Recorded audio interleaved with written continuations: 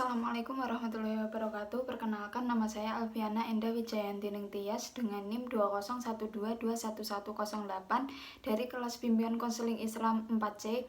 Di sini saya akan membawakan materi terkait tentang hukum orang tua menyakiti hati anak dalam ajaran agama Islam.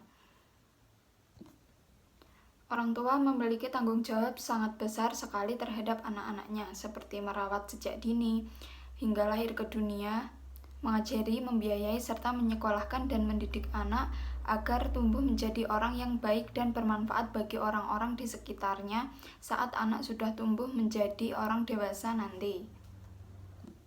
Dalam ajaran Islam, setiap anak diwajibkan untuk selalu berbakti kepada kedua orang tua. Berbakti kepada orang tua artinya tidak menyakiti hati orang tua dan senantiasa mematuhi perintahnya.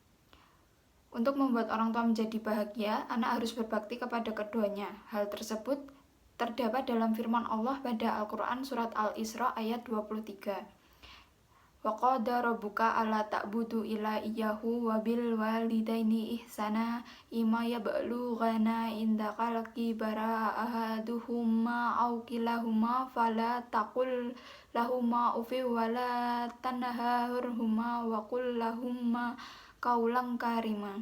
Artinya, dan Tuhanmu telah memerintahkan supaya kamu jangan menyembah selain Dia dan hendaklah kamu berbuat baik pada ibu bapakmu dengan sebaik-baiknya. Jika salah seorang di antara keduanya atau kedua-duanya sampai berumur lanjut dalam memeliharamu, maka sekali-kali janganlah kamu mengatakan kepada keduanya perkataan dan janganlah kamu membentak mereka dan ucapkanlah kepada mereka perkataan yang mulia.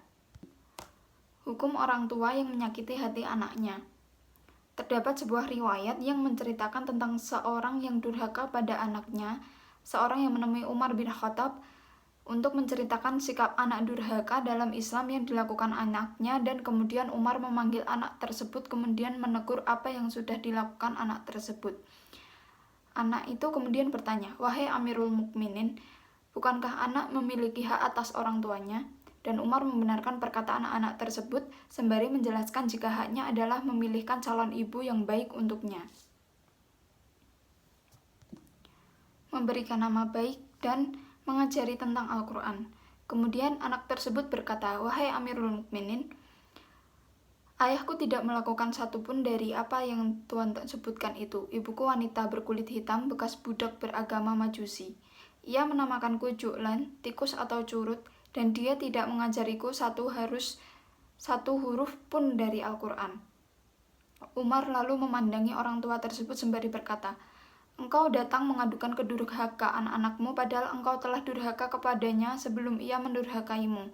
Engkau telah berbuat buruk kepadanya sebelum ia berbuat buruk kepadamu." Orang tua yang menyakiti hati anak ditambah dengan melentarkan anaknya tersebut mengartikan jika orang tua baik, ayah atau ibu, sudah berdosa pada anak-anaknya. Rasulullah SAW bersabda, "Seseorang dikatakan telah cukup berbuat dosa bila mana menelantarkan orang-orang yang menjadi tanggungannya," atau hadis riwayat Abu Daud dan Nasai. Sebagai orang tua, tidak boleh beranggapan dapat memperlakukan anak seenaknya.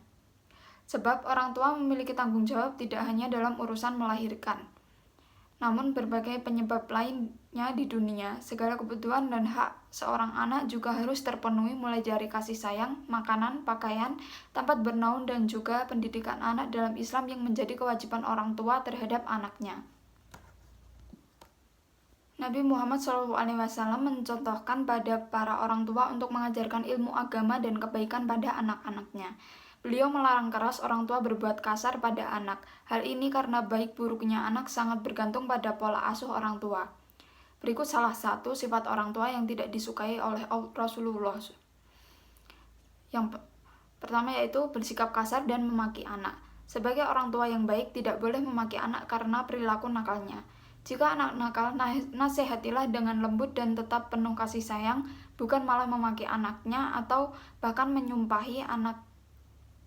Rasulullah SAW sangat menekankan agar kita memberi nama yang baik kepada anak-anak kita. Abu Darda meriwayatkan bahwa Rasulullah SAW bersabda, Sesungguhnya kalian akan dipanggil pada hari kiamat dengan nama-nama kalian dan nama ayah kalian. Maka perbaikilah nama kalian.